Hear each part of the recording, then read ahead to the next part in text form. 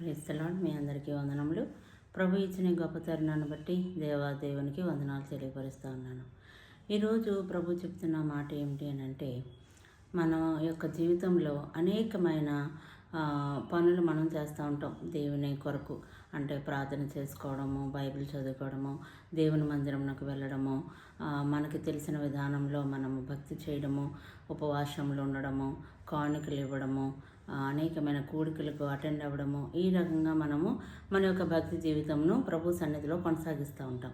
అయితే అందరికీ ఉండే ఒక పెద్ద క్వశ్చన్ మార్క్ ఏంటి అంటే, నేను అన్నీ బాగానే చేస్తాను కదా, నా జీవితంలో ఇంకా ఎందుకు ఈ ఆశీర్వాదం పొందుకోవట్లేదు, నా జీవితంలో ఇంకా ఎందుకు ఇది ఆటంకంగా ఉండిపోయింది, ఎందుకు ఇది అడ్డంగా ఉండిపోయింది అని మనకి ఒక పెద్ద ప్రశ్న మన జీవితంలో ఉంటుంది. ఇంకెప్పుడు నాకు విడుదల, ఇంకెప్పుడు నాకు మనశ్శాంతి, ఇంకెప్పుడు దీని నుంచి నేను బయటకు వస్తాను అని మనం ఎదురు చూస్తూ ఉంటుంటాం. ఒక్కొక్క ఏరియాలో మనకు బాగానే ఉన్నప్పటికీ ఒక్కొక్క ఏరియాలో మనకి అంతా కూడా డ్రైగా ఉన్నట్టుగా కనిపిస్తూ ఉంటుంది. దాంట్లో అసలు మనకు జీవమే కనపడదు. ఎక్కడ కూడా మనము దీని నుంచి బయటకు వస్తామనే హోప్ ఎక్కడ కూడా మనకి కనబడదు. అయితే పరిశుద్ధ గ్రంథంలోని దేవుని వాక్యం ఏం సెలవిస్తూ ఉన్నదో మనము చూద్దాము.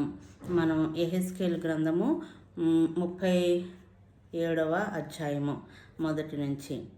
యెహోవా హస్తము నా మీదికి వచ్చెను, నేను ఆత్మవశుడనై ఉండగా యెహోవా నన్ను తోడుకొని పోయి ఎముకలతో నిండియున్న ఒక లోయలో నన్ను దింపెను.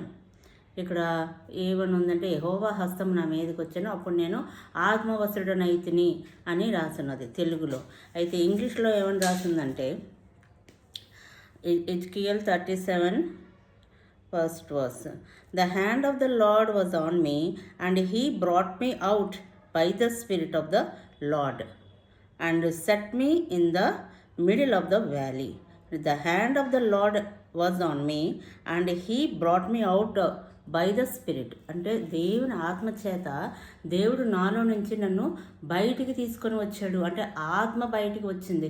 అక్కడ ఆత్మ వసుడనైతిని అన్నట్టు అక్కడ తెలుగులో రాసినది. ఆత్మ వసుడని అవ్వడం అంటే మనం ప్రేర్ చేస్తుండగా పరిశుద్ధ ఆత్మ చేత నింపబడినప్పుడు మనకు కలిగే అనుభూతిని మనం ఒకవేళ ఆత్మవశుడుగా మనం తీసుకోవచ్చు. కానీ ఇంగ్లీష్ బైబిల్లో ఏమని రాస్తున్నదంటే, ఆత్మ బయటకు వచ్చిందట. అతని యొక్క బాడీలో నుంచి ఆత్మ బయటికి వచ్చి ఆ ఆత్మ ప్రయాణం చేసి ఒక లోయలోనికి ఆత్మ వెళ్ళి అక్కడ నిలబడింది. అంటే ఫస్ట్ మన జీవితంలో ఏదైనా ఒక కార్యం జరగాలని మనం ఆశపడుతున్నట్లయితే మనం ఎంతసేపు చేసే పని ఏంటంటే, ఆ యొక్క పరిస్థితి వైపు ఎక్కువగా మనం చూస్తూ ఉంటాం, ఆ పరిస్థితిని గమనిస్తూ ఉంటాం, దానిని మనం మెజర్ చేస్తూ ఉంటాం. దీని నుంచి దాన్ని చూసి చూసి చూసి ఆఖరికి మనకి ఎలా కనిపిస్తుంది అంటే, ఒక వ్యక్తిని మనం అబ్జర్వ్ చేసినట్లయితే ఆ వ్యక్తిలో ఉన్న గుణగణాలు, అతనిలో ఉన్న లక్షణాలు, అతనిలో ఉన్న అలవాట్లు ఇవన్నీ చూసి చూసి ఆఖరికి మనం ఏ నిర్ణయానికి వస్తామంటే, ఇతను ఇంకా మారడు. నేను చాలాసార్లు చెప్పి చూశాను, ఇతను ఇంకా మారడు, ఈమె ఇంకా మారదు, ఈమె యొక్క ప్రవర్తన మారదు, లేకపోతే అలాగ మనము ఆలోచిస్తూ ఉంటాం. కారణం ఏమిటి అంటే, మన యొక్క కొలమానం ఎంతసేపు కూడా ఒక వ్యక్తిని చూస్తూ ఉంటున్నాము, లేకపోతే ఒక పరిస్థితిని చూస్తూ ఉంటాము. ఎంత ధనం వచ్చినప్పటికీ ఇంకా అప్పులు ఉండడం, ఎంత ధనం వచ్చినప్పటికీ ఇంకా కొరత ఉండడము, ఎంత చేస్తున్నా ఇంకా జరగట్లేదు అని అనుకోవడము, లేకపోతే అలవాట్లు, బలహీనతలు, వ్యసనాలు, వదలలేని పరిస్థితిలో ఉండడము, ఒక లస్ట్ ఆఫ్ ఐస్ కానీ, లేకపోతే ఒక చెడు తలంపులు కానీ, ఇటువంటివి విడిచిపెట్టలేని పరిస్థితిలో ఉండడము గల కారణం ఏమిటి? దీని నుంచి నేను అలా బయటికి రావాలి. ప్రార్థన చేసుకోవట్లేదంటే చేసుకుంటున్నాను, దేవుని అడగట్లేదంటే అడుగుతున్నాను, నమ్మట్లేదంటే నమ్ముచున్నాను, ఇవన్నీ నేను చేస్తున్నాను, అయినప్పటికీ నేను దీని నుంచి విడుదల పొందుకోలేదు.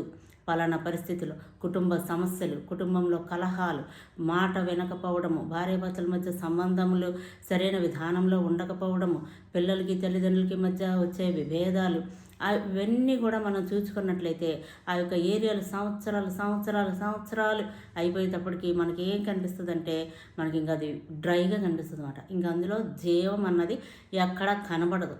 ఇంకా మనం దానిని నమ్మలేం, ఆ పరిస్థితిని నమ్మలేం, ఆ వ్యక్తుల్ని నమ్మలేం. అటువంటి పరిస్థితిలో గనక మనము వెళ్ళిపోయినట్లయితే దాని నుంచి విడుదల ఎలా పొందుకోవాలి, అసలు దాని నుంచి విడుదల వస్తుందా, వస్తే ఎలాగొస్తుంది, నేనేం చేయాలి? మనందరం అనుకుంటాం నేనేం చేయాలి ప్రభా, ఇంకేం చేయాలి ప్రభా, ఇంతగా చేశాను ఇంకా నేనేం చేయాలి? అయితే మనందరం చేస్తున్న ఒక మిస్టేక్ ఏంటి అని అంటే, మనం ఒక వ్యక్తిని ఒక పరిస్థితిని ఎక్కువగా చూస్తూ ఉంటున్నాము, ఎక్కువగా దాన్ని వర్ణిస్తూ ఉంటున్నాము, ఎక్కువగా దాని కొరకు మాట్లాడుతూ ఉంటున్నాము, ఆలోచన చేస్తూ ఉంటున్నాము, దాని గురించే మనము ప్రార్థన చేస్తూ ఉంటున్నాం. కానీ దేవుని వాక్యము అలాగున చెప్పలేదు. దావీదు గొలియాతు విషయంలో కూడా అదే జరిగింది. గొలియాతుని చూసినప్పుడు అందరూ కూడా అతని ఎత్తును వర్ణించారు, అతని బలమును వర్ణించారు, అతని చేతిలో ఉన్న ఒక బాణమును వర్ణించారు, అతనికి ఉన్న బ్యాక్గ్రౌండ్ వర్ణించారు. అవన్నీ వర్ణించుకున్నారు, కానీ వాళ్ళు ఎవరిని వర్ణించుకోలేదంటే దేవుని వర్ణించలేదు. దేవుడు ఎంత గొప్పవాడు అనే విషయాన్ని అక్కడ ఉన్న సైనికులు వర్ణించుకోలేదు. సౌలు రాజుగా ఉన్నాడు, అక్కడ సౌలు చేతిలో అధికారం ఉన్నది, సౌలు ఒక దేవుని చేత అభిషేకించబడిన వ్యక్తి. అలాగను కూడా సౌలు తను మెజర్ చేసుకోలేదు. అందరూ కూడా ఒక వ్యక్తిని చూసి భయపడిపోయి దాక్కొని పారిపోయే స్థితిలోకి వారు వచ్చేసారు. మొత్తం సైన్యమంతా అలాగే ఉన్నారు.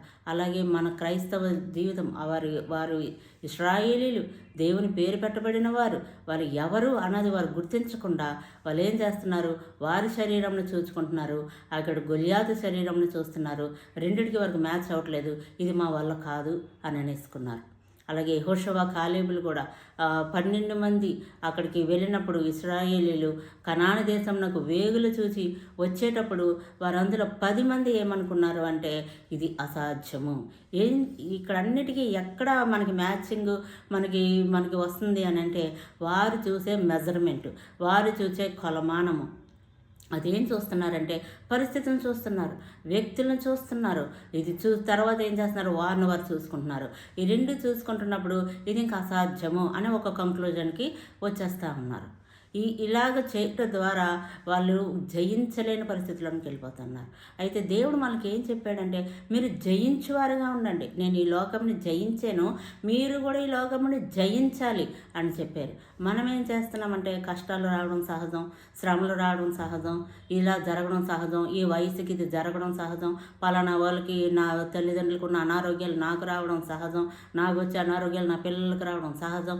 ఇలాగ మనమే ఏం చేస్తున్నామంటే ఈ లోకానికి మనం ఆపాదించుకుంటున్నాం, వ్యక్తులకు ఆపాదించుకుంటున్నాం, పరిస్థితులకు ఆపాదించుకుంటున్నాం. ఆ వ్యక్తి అలాగున్నాడు కాబట్టి ఈ పరిస్థితి కామనే. ఇదిగో నాకు జీతం తక్కువగా ఉన్నది కాబట్టి ఈ ఆర్థిక ఇబ్బందులు నాకు కామనే. ఈ యొక్క ఫలానా అనారోగ్యము 4th స్టేజ్లో ఉన్నది కాబట్టి ఈ బాధ, ఈ నొప్పి నాకు కామనే. ఇలాగ మనం ఏం చేస్తున్నామంటే ఆ యొక్క పరిస్థితుల్ని మనము దానికి బలాన్ని ఇచ్చేస్తూ ఉంటున్నాం, దాని కొరకే ప్రార్థన చేస్తుంటాం. ఆ ప్రార్థనలో కూడా మనం ఒకసారి అబ్జర్వ్ చేసుకున్నట్లయితే మన ప్రార్థన ఎంతసేపు కూడా సమస్యను బాగా వర్ణిస్తూ ఉంటాం, బాగా ఏడుస్తూ ఉంటాం, అది తలంచుకొని ఏడుస్తూ ఉంటాం. ఆ సమస్యని చాలా గొప్పదిగా చేసుకుంటాం దేవుడి దగ్గర.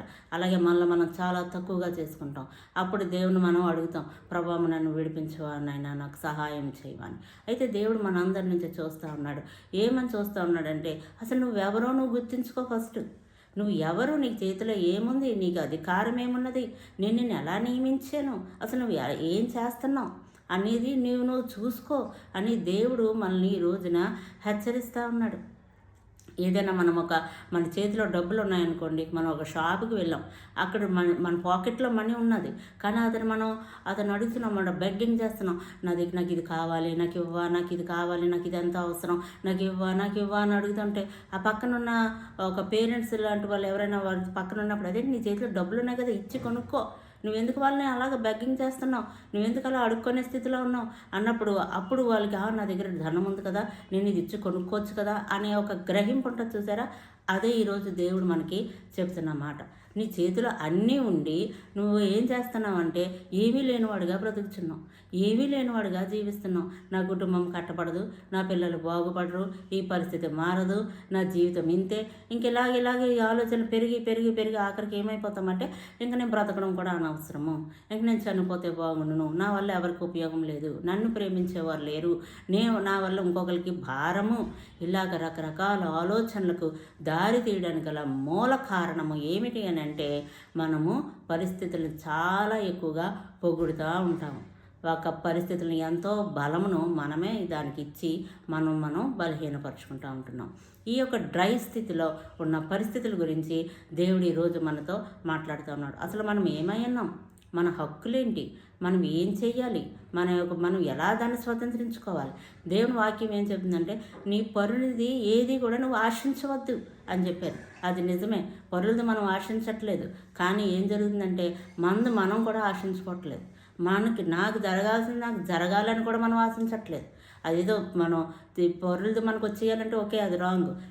నాకే జరగట్లేదు. అటువంటిది స్థితిలో క్రైస్తవ లోకము జీవిస్తూ ఉన్నది. నాకు రావాల్సిన ఆశీర్వాదం, నా కుటుంబానికి రావాల్సిన ఆశీర్వాదం, నా పిల్లలకి రావాల్సిన ఆశీర్వాదం అవి పొందుకోవాలని ముందుగా మనం ఆశపడట్లేదు. అలాగే ఎప్పుడైతే మనం ఆశపడతామో దానికి తగినట్లుగా మనము జీవించవలసిన వారమే ఉన్నాం. ఇక్కడ మొదటి వచనంలో ఏం చెప్తున్నదంటే, దేవుని యొక్క హస్తము యెహెజ్కేలు మీదకి వచ్చినప్పుడు అతని ఆత్మ అతని శరీరంలో నుండి బయటికి వచ్చి ఒక ప్రదేశమునకు అది ప్రయాణం చేసింది. అంటే దీనికి గల కారణం ఏంటంటే, దేవుని హస్తము అతని మీదకి వచ్చింది. దేవుని హస్తము అది ఎటువంటి హస్తము? పరిశుద్ధ హస్తము. ఒక పరిశుద్ధుని హస్తము మన మీదకి రావాలంటే అసలు మనం ఎలా ఉండాలి? పరిశుద్ధంగా ఉండాలి. ఏ పరిస్థితులు జయించాలన్నా ఫస్ట్ మనలో ఉండవలసిన క్వాలిటీ ఏంటంటే పరిశుద్ధత, హోలీనెస్. నాకు కావాల్సింది ఇది, నాకు ఇది కావాలని ఈ రెండింటికి మనం మ్యాచింగ్ పెట్టుకుంటూ ఉంటాం. నాకు కావాల్సిన ధనం అయితే ధనం కావాలంటాం, వివాహం అయితే వివాహం కావాలంటాం, లేకపోతే ఉద్యోగం అయితే ఉద్యోగం కావాలంటాం, ఇంట్లో గొడవలు లేకుండా ఉండాలి, ఐక్యత కావాలి, సమాధానం ఉండాలంటే నాకు ఇదే కావాలని అంటాం. కానీ వాక్యం ఏం చెప్తుందంటే, పరిస్థితులు ఏదైనప్పటికీ మనకు కామన్గా ఉండవలసిన ఒక లక్షణం ఏమిటి అని అంటే పరిశుద్ధత. ఏ పరిస్థితి అయినా కానివ్వండి, ఫస్ట్ మనలో ఉండవలసింది పరిశుద్ధత, తర్వాత పరిశుద్ధాత్మ యొక్క సహాయము. ఈ రెండు మనలోకి ఫస్ట్ రావాలి. పరిశుద్ధత అంటే ఏమిటి అంటే, మన కన్నులను మొట్టమొదటిగా మనం పరిశుద్ధపరచుకోవాలి. ఎప్పుడు పరిశుద్ధుడు మనలోనికి వస్తాడు, ఆయన పరిశుద్ధంగా ఉన్న వారిలోనికి వస్తాడు. అంటే పరిశుద్ధంగా అయిపోయాను నేను అన్నది కాదు, కానీ పరిశుద్ధంగా ఉండాలని మనకి ఇష్టపడడము, దాని కొరకు ప్రయత్నం చేయడము, అలాగనే ఉండడానికి ప్రయాసపడము మనం కంటిన్యూ చేస్తున్నట్లయితే పరిశుద్ధాత్మ దేవుడు మనకి సహాయం చేస్తాడు పరిశుద్ధంగా ఉండాలని. మన యొక్క కన్నులను మనం పరిశుద్ధపరచుకోవాలి. వేటిని చూస్తున్నాము, వేటి కొరకు మనము ఆశపడుతున్నాము, ఏవి చూడాలని మనం ఇష్టపడుతూ ఉంటున్నామో, దేవునికి అయిష్టమైనవా, దేవునికి దుఃఖకరమైనవా, దేవునికి బాధాకరమైనవా, అవి మనము చూసుకుంటూ ఉండాలి. అలాగని మనం చూసుకున్నప్పుడు మనము ఆ యొక్క పరిస్థితి నుంచి బయటికి రాగలుగుతాము. మనము మన యొక్క కన్నులను పరిశుద్ధపరచుకోవాలి. తర్వాత రెండవదిగా మన యొక్క వినికిడిని మనం పరిశుద్ధపరచుకోవాలి. మనం ఏమి వింటున్నామో, మన గాసిప్స్ వింటున్నామా, ఇతరులని ఇబ్బంది పెట్టే మాటలను వింటున్నామా, దేవునికి అయిష్టకరమైన మాటలు వింటున్నామా, అవి మనం చూసుకోవాలి. తర్వాత మన నోరుని మనము చూసుకోవాలి. మన నోరు ఏ విధానంలో ఉంటుంది, ఎటువంటి మాటలు మనం మాట్లాడుతుంటున్నాం, ఇతరులను గాయపరిచే మాటలా, హానికరమైన మాటలా, వ్యర్థమైన మాటలా, ఎటువంటి మాటలు మాట్లాడుతున్నామో ఆ మాటలు మనము చూసుకోవాలి. తర్వాత ఆలోచనలు, ఎటువంటి తలంపులు మనకు వస్తున్నాయి, దేవునికి ఇష్టమైన తలంపులా, లేకపోతే మనుషులకు వారిని ఇలా అనాలి, వారిని అలా అనాలి, వాళ్ళకి అలా చేయాలి, అప్పుడే వాళ్ళకి తెలుస్తుంది, ఎవరినో మనం కష్టపెట్టాలి, ఇబ్బంది పెట్టాలి, ఇటువంటి లేకపోతే పాపపు సంబంధమైన ఆలోచనలు, దేవునికి అయిష్టకరమైనవి, ఆయాసకరమైనవి మనం ఆలోచిస్తున్నామా, అవి వాటిని మనం చూసుకోవాలి. ఎక్కడ మనకి ఆలస్యం జరుగుతున్నదంటే, మనము మన పరిశుద్ధతను కాపాడుకొనుటలో ఇష్టత చూపట్లేదు. మనం ఏం చేస్తున్నామంటే, ఎంతసేపు నాకు ఇది జరగాలి, ఇది అయిపోవాలి, ఇది అవ్వాలి, అది అవ్వాలి, ఇది అవ్వలేదు, అది అవ్వలేదు, ఎందుకు అవ్వలేదు, నేను ప్రార్థన చేస్తున్నాను, నేను కానుకిస్తున్నాను, నేను కూడుకు పెట్టుకుంటున్నాను, నేను అన్నీ చేస్తున్నాను, నాకు ఎందుకు అవ్వట్లేదు, ఇంక దేవుడు నాకు ఏం చేయట్లేదు, నేను చర్చి మానేస్తాను, ఇలా చేస్తానే నేను వస్తాను, అలా చేస్తానే నేను బాప్తిసం తీసుకుంటాను, ఇలా రకరకాలుగా మనము నెపాలు పెట్టుకుంటున్నాం. కానీ నిజానికి గల మెయిన్ ప్రాబ్లం ఏంటి అని అంటే, మనం పరిశుద్ధంగా జీవించడానికి ఇష్టపడలేకపోతా ఉన్నాం.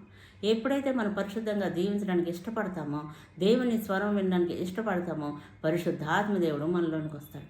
పరిశుద్ధాత్మ దేవుడు మనకు సహాయం చేస్తాడు. ఎప్పుడైతే పరిశుద్ధాత్మ దేవుడు మనలోనికి వస్తాడో అప్పుడు గొప్ప కార్యాలు జరుగుతాయి. ఇక్కడ ఏం జరుగుతున్నది అని అంటే 37వ అధ్యాయము మొదటి వచనంలో, యెహోవా హస్తము నా మీదకి వచ్చెను, నేను ఆత్మవశుడనై ఉండగా యెహోవా నన్ను తోడుకొని పోయి ఎముకలతో నిండి ఉన్న ఒక లోయలో నన్ను దింపెను. ఆయన వాటి మధ్య నన్ను ఇటు అటు నడిపించుచుండగా ఎముకల అనేకములు ఆ లోయలో కనబడెను. అవి కేవలము ఎండిపోయినవి. అక్కడ ఏం కనిపిస్తుందంటే అంత డ్రైనెస్ కనిపిస్తూ ఉన్నది. ఎముకలు ఉన్నాయి, బోన్స్ ఉన్నాయి. అవి కూడా ఎలా ఉన్నాయంటే చాలా డ్రైగా ఉన్నాయి. అటువంటి పరిస్థితుల్లో ఒకవేళ మనం ఇప్పుడు ఉన్నట్లయితే చూడడానికి అసలు అక్కడ ఏమి జీవం అనేది లేదు. అంతా కూడా పరిస్థితి మన చేతుల్లో మనం చేయడానికి అసలు ఏమీ లేదు. అటువంటి పరిస్థితిలో ఒకవేళ మనం ఉన్నట్లయితే ఆయన, నరపుత్రుడా, ఎండిపోయిన ఈ ఎముకలు బ్రతుకగలవా అని నన్ను అడగగా, ఇప్పుడు దేవుడు ఏమన్నాడంటే మనం దేవుని అడుగుతున్నాం, ప్రవ్వా ఈ పరిస్థితుల్లో అసలు జీవం వస్తుందా, ఇది బాగుపడుతుందా ప్రభా, దీంట్లోకి నువ్వేనా చేయగలవా అని మనం ప్రార్థన చేస్తూ ఉంటాం. ఇది క్రొత్త నిబంధన కూడా కాదండి, ఇది పాత నిబంధన గ్రంథము.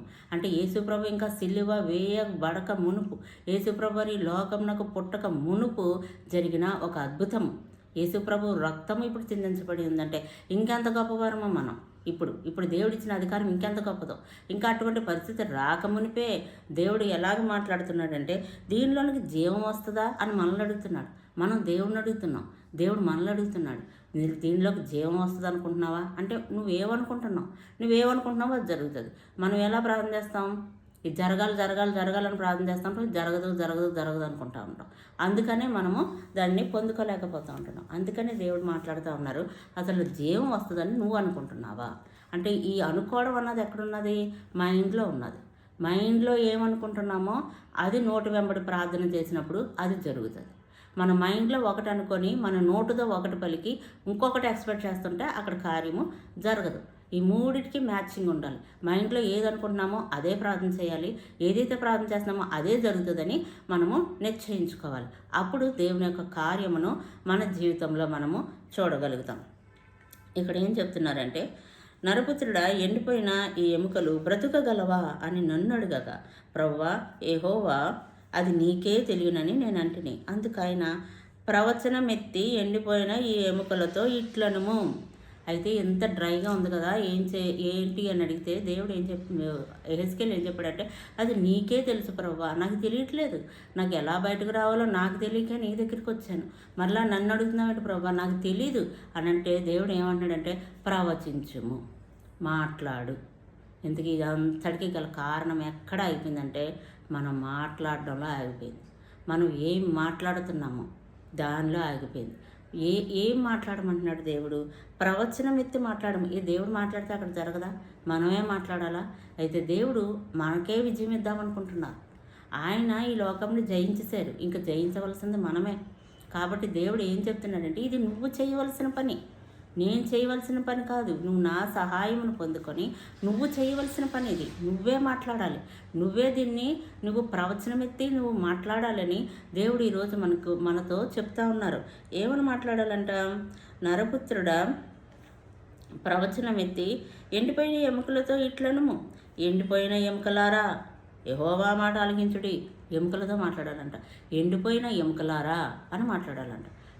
ఒక పరిస్థితితో మనం మాట్లాడాలంట. ఎవరితో మాట్లాడాలి, ఒక పరిస్థితితో మనం మాట్లాడాలంట. ఒకవేళ మనము అనారోగ్యం అనుకోండి, అనారోగ్యమా, నీకు నా యొక్క దేహంలో నిలిచి ఉండడానికి నీకు అధికారం లేదు అని అలా మాట్లాడాలంట.